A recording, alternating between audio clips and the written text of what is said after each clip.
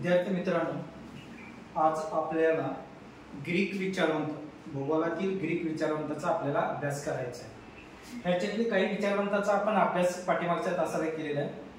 आज काही ग्रीक विचारवंतांची सुद्धा आपल्याला माहिती घ्यायची। त्यातला हा 6 नंबरचा जो आपण हेरोडोटस जो ग्रीक विचारवंत आहे, या ग्रीक विचारवंताचा जन्म इसवी सन पूर्व 485 ते 425 या कालावधीमध्ये झालेला आहे। हा हेरोडोटसने काय काय काम केलेलं आहे ते बघूया। हा श्रेष्ठ इतिहासकार होता। हा एक श्रेष्ठ इतिहास तज्ञ होता। त्याला इतिहासाचे जनक असं म्हणतात। हेरोडोटस हा इतिहासाचा जनक आहे। त्यांनी भूगोलामध्ये सुद्धा हे काम केलेलं आहे, परंतु जास्त इतिहासामध्ये सुद्धा काम केले म्हणताना त्याला इतिहासाचे जनक म्हणतात। यांचा जन्म कधी झाला? ख्रिस्तपूर्व 5व्या शतकामध्ये झाला। कुठे झालेला? अथेन्स या ठिकाणी झालेला आहे। कुठे? अथेन्स या ठिकाणी झालेला आहे। ख्रिस्तपूर्व यांचा जन्म झालेला आहे। 5व्या शतकामध्ये यांचा जन्म झालेला आहे। या हेरोडोटसने अनेक लेख लिहिलेले आहेत। या अनेक लेखामध्ये त्यांनी भौगोलिक घटकांचं वर्णन न करता त्याचं कार्यकारण भाव सुद्धा त्यांनी स्पष्ट केलेलं आहे। कार्यकारण भाव सुद्धा त्याचं कारण सुद्धा त्यांनी स्पष्ट केले। नुसतं वर्णन न करता त्यांनी कारण सुद्धा त्यांच्या लेखामध्ये त्यांनी स्पष्ट केलेलं आहे। त्यामध्ये त्यांनी नाईल नदीचे माहिती सुद्धा अतिशय सविस्तरपणे त्यांनी दिलेला आहे। एक्झाम्पल म्हणून त्यांनी नाईल नदीची माहिती सुद्धा अतिशय छान पद्धतीने या घटकाचं नदीचं वर्णन त्यांनी केलेलं आहे। जगाचा यांनी सुद्धा हेरोडोटस सुद्धा जगाचा नकाशा तयार केला आहे। याच्या अगोदर अनेक्झिमँडरने सुद्धा जगाचा नकाशा तयार केलेला होता आणि त्यानंतर यांनी सुद्धा जगाचा नकाशा तयार केलेला आहे। या जगाच्या नकाशामध्ये त्यांनी काय सांगितलं? कॅस्पियन नावाचा जो समुद्र आहे, हा समुद्र सर्व बाजूनी जमिनीने वेढलेला आहे असं सांगितलंय।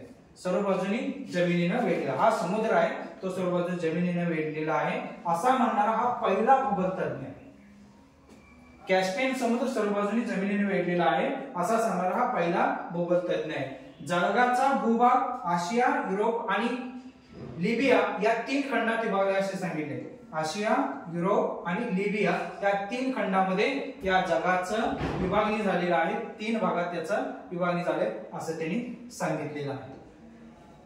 तसंच युरोपचं क्षेत्रफळ आशिया आणि आफ्रिकाचं जेवढं क्षेत्रफळ आहे त्याच्या इतकंच आहे असं तो सांगतोय हेरोडोटस। युरोपचं जे एवढं क्षेत्रफळ आहे तेवढं आशिया आणि आफ्रिकाचं सुद्धा तितकंच क्षेत्रफळ आहे असं सांगतोय।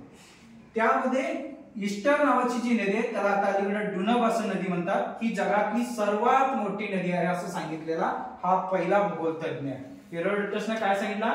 ड्यूनब नावाची जी नदी आहे ती जगातली सर्वात मोठी नदी आहे असं त्यांनी सांगितलंय।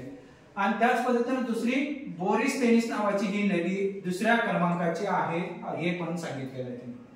बोरिस्तेनिस नावाचं जे नदी आहे ते दुसऱ्या क्रमांकाचे आहे। ते कुठल्या प्रांतात आहे? सिरिया प्रांतामध्ये आहे असं त्यांनी सांगितलेलं आहे। नाईल नदी हे लिबियाचं 2 भाग करते किंवा नाईल नदीने लिबियाचे 2 भाग झालेला आहे असं त्यांनी सुद्धा सांगितलंय। पश्चिमेकडून ही नदी पूर्वेकडे वाहत जाते असं सुद्धा त्यांनी सांगितलंय। पश्चिमेकडून पूर्वेकडे ही नाईल नदी वाहते आणि त्याचा उगम कुठे झालाय? लिबियाच्या पश्चिम भागामध्ये। लिबियाच्या पश्चिम भागामध्ये नाईल नदीचा उगम झाले असं हेरोडोटसने सांगितले। त्यानंतर आफ्रिका खंडाचं 3 भागात त्यांनी विभाजन केलेलं आहे। आफ्रिका खंडाचं 3 भागात विभाजन केलंय। पहिला भाग अटलास पर्वतापासून नाईल नदीच्या त्रिभुज प्रदेशापर्यंत हा एक भाग त्यांनी केला। दुसरा जो भाग आहे नाईल नदीच्या त्रिभुज प्रदेशाच्या खालील जो भाग आहे त्याला दुसऱ्या भागामध्ये त्यांनी घातलेला आहे। त्या दुसऱ्या भागालाच हिस्र पसूचा प्रदेश किंवा तिथले लोक जे स्थानिक लोक आहेत खजुरांची भूमी असं नाव ठेवलेले। तिथले जे लोकल लोक आहेत दुसऱ्या भागाला खजुरांची भूमी किंवा हिस्र पसूचा प्रदेश असं नाव दिलेलं आहे।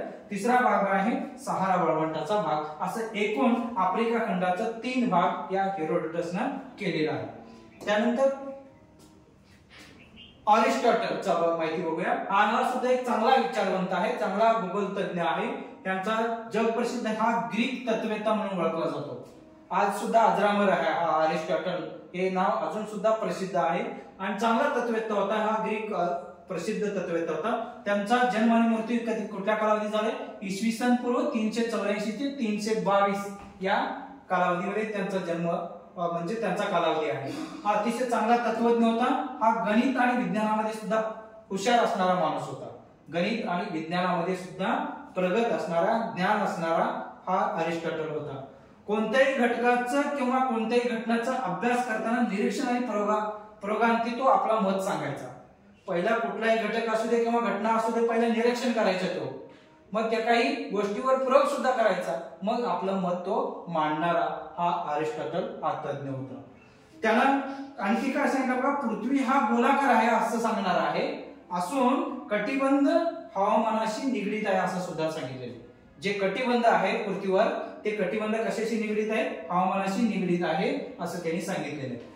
आणि भूपृष्ठाचा वैज्ञानिक दृष्टिकोन या अभ्यास केला पाहिजे असा म्हणणारा पहिला भूगोलतज्ञ.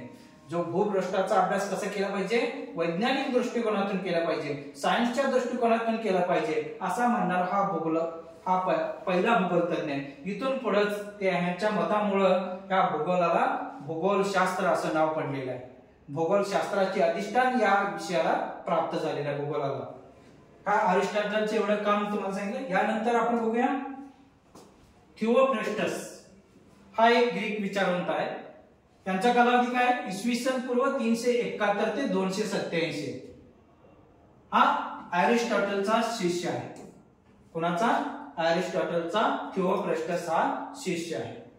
हा सुद्धा गुरुप्रमाणात हुशार होता, तात्विक होता आणि वैज्ञानिक दृष्टिकोनाचा आग्रह धरणारा होता. हा पण सायन्स कडे लक्ष देणारा होता आणि सायन्सचा आग्रह धरणारा, वैज्ञानिक दृष्टिकोनाचा आग्रह धरणारा हा सुद्धा व्यक्ती होता, हा तत्वज्ञ होता. त्याने काय अभ्यास केला बघा, हवामान आणि वनस्पती जीवनाचा अभ्यास केला त्याने. हवामान आणि वनस्पती जीवन या दोन्हीमध्ये काय सहसंबंध आहे याचा अभ्यास त्यांनी कशा पद्धतीने केलाय, ते पण शास्त्रीय पद्धतीने त्याने अभ्यास केला. हवामान आणि वनस्पतीचा त्याने शास्त्रीय पद्धतीने अभ्यास केलाय आणि त्यांनी 2 ठिकाणचा पण अभ्यास करून त्याचं वर्गीकरण केलंय. एक आहे